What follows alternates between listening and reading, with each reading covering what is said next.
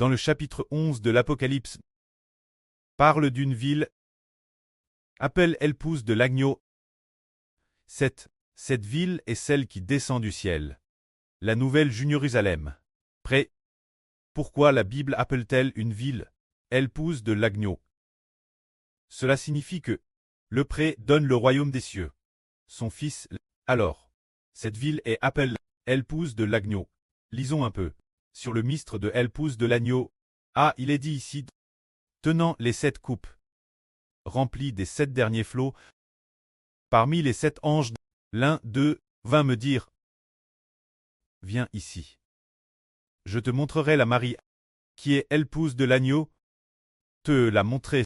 Alors, je fus saisi par l'Esprit. L'ange m'a emmené sur une haute et grande montagne. Il m'a, venant de Dieu, descendant du ciel.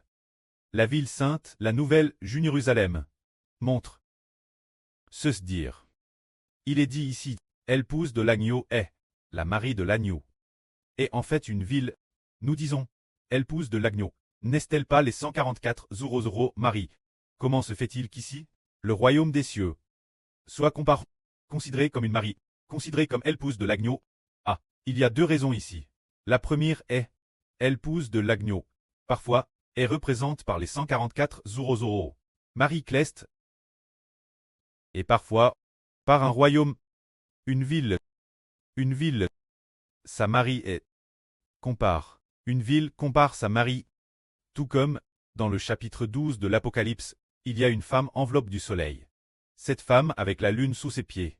Cette femme est le royaume des cieux. Cette femme est le royaume céleste, et aussi l'Israël spirituel. Alors, le pré représente un royaume par une femme. Cette femme, de qui est-elle l'épouse? Comme il est dit ici, enveloppe du soleil. Alors, cette femme, elle est l'épouse du soleil. Et cette femme, merveilleusement, elle est aussi l'épouse de l'agneau. Et aussi l'épouse du pré céleste. C'est merveilleux. C'est ce que le pré a fait d'un royaume. D'un royaume, une métaphore pour l'épouse de Dieu, ou l'épouse du Seigneur Christ, ou l'épouse du frère Hbert. Le pré a RVL ainsi. Ainsi, lisons cela. Cette ville, appelle l'épouse de l'agneau, également appelle la Marie de l'agneau. Voyons. Ce qui est merveilleux, c'est que cette ville, bien qu'elle soit l'épouse de l'agneau, la Marie de l'agneau. Mais, cette ville a 12 portes. 12 portent les noms des 12 fils d'Israël. Mais les fondations de la ville sont aussi celles de l'agneau, les noms des 12 apôtres. Ainsi donc, cette ville est la foi l'épouse du Seigneur Christ, et aussi l'épouse de l'Israël de la Nouvelle Alliance. En réalité, le Seigneur est le pré de frère Hébert. C'est pourquoi le pré donnera le royaume au Fils. Cela est lit cette affaire. Lisons cela. La gloire de Dieu a rempli cette ville.